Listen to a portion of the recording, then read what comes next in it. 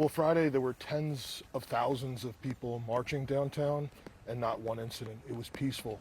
But yesterday morning was an emergency.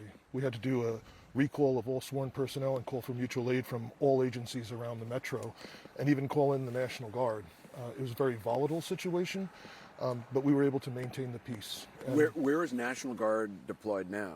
They were deployed last night around the perimeter. We created a vehicle exclusionary zone to keep the peace and to prevent looting, to prevent fires, and to prevent civil unrest. That was successful, and as of now, we've reopened all of the city streets, and we're just looking to maintain the peace going forward. And so are National Guard in position in places, or no? They've been relieved now. Okay. All of the mutual aid agencies have left. It's just the Minneapolis police, but they are on standby if we need them for another mission in the city. So in terms of investigation of the scene, of the crime scene itself, who had control of it?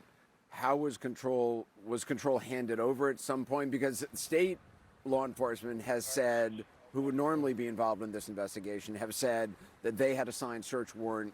They were not given access to the scene by federal law enforcement. Yeah, that's very unusual. I had requested immediately the state investigative agency that investigates law enforcement shootings to respond, which they did. They were refused entry, and they even got a state search warrant for a public area to conduct their investigation, but they were not allowed in. And unfortunately, ultimately the scene became contaminated and we had to release it. As we speak now, the state BCA, that investigative agency, is on the scene right now, canvassing and looking to collect whatever evidence may be there. But in terms of, they were not able to preserve the crime scene or preserve the scene to gather evidence at that time. So it's clearly not ideal for them. No, not at all. They were refused entry. And the other thing that's bizarre is typically the FBI would be involved in these investigations, and they were not either. And so the camera that Alex Pretti had that he was documenting, which obviously would be an important piece of evidence, that is now in the possession of whom? I don't know. A federal law enforcement agency, I would assume, but I don't know. And do you have concerns about what's going to happen in terms of any kind of investigation? Well, I think the greater concern is no matter what happens with an investigation is that there's a huge part of the public that have lost faith that the investigation would be impartial, and I think that's a very significant problem. I mean, we heard Christine Ohm come forward with a version of events that seems contradictory to what we have now seen on multiple videos. Yes. Was it? I mean, you've been in law enforcement for a long time. Have you ever seen a situation like that? I mean, this is an extreme case of I mean, I've never seen a federal law enforcement at odds with state and local like this. This is uncharted territory, and it is deeply disappointing and frankly is frustrating.